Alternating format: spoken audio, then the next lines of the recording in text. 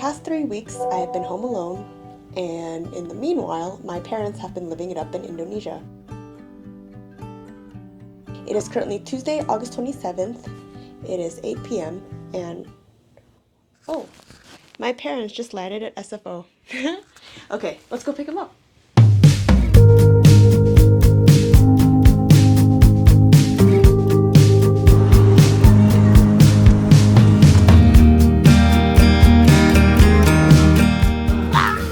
Guys, my parents are back and I am actually so happy. I hated being home alone, but I'm also so excited to see all the things that they brought back. There's literally so many suitcases, so there's gonna be so many Indonesian foods and snacks. Let's go see what they got tomorrow.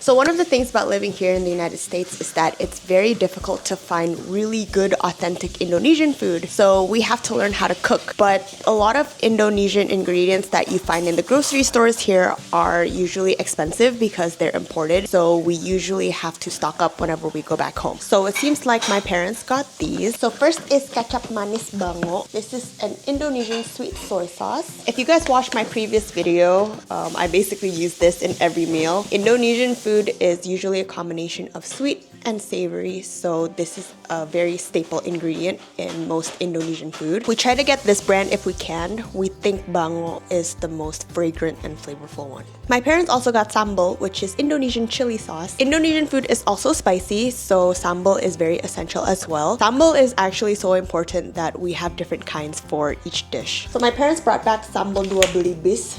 2 of them. This is the more saucy kind. They also brought back a lot of sambal makanan. These are chilies that look like these. This is my favorite because it's super spicy and savory, and I like it when there's the chili seeds inside. And these are like so spicy that I literally put the tiniest amount in my food and it already gives it a kick. And this is a new one. This is sambal dapur mami Wong.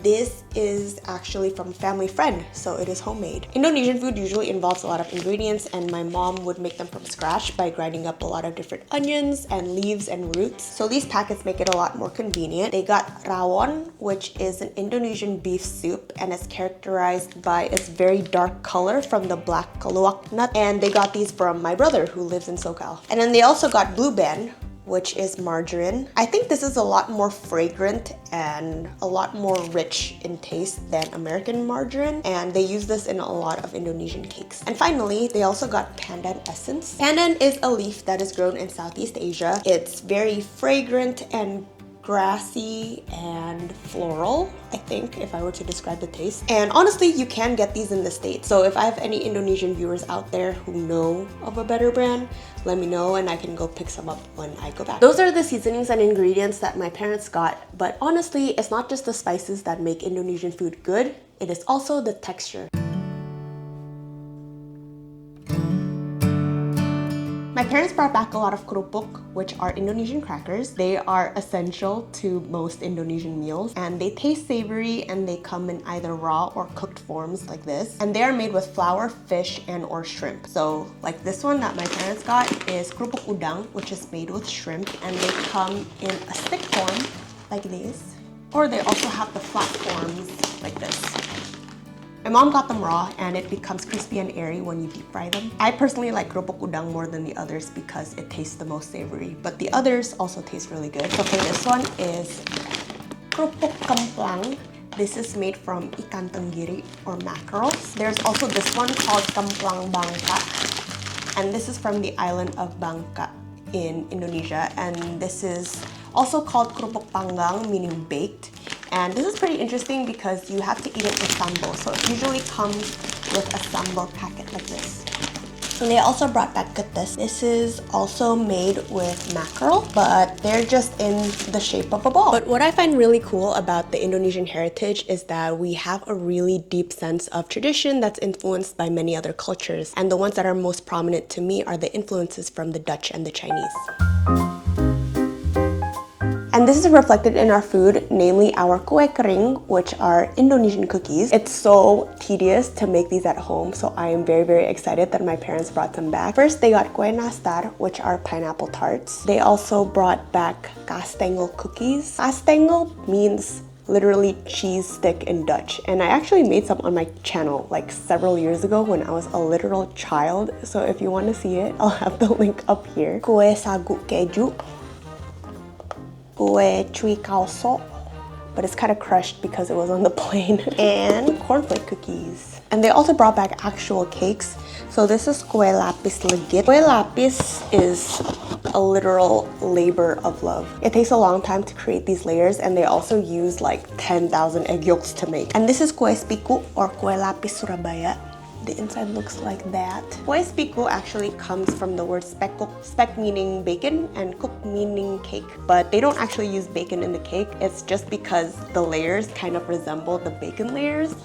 Fun fact. And last but not least, they have pai susu, and this is one of the more famous snacks from Bali. They kind of look like Chinese egg tarts. And pai susu means milk pie because it's made from eggs and condensed milk. If you're ever in Bali, I would recommend trying this out because they're pretty good, they're pretty sweet.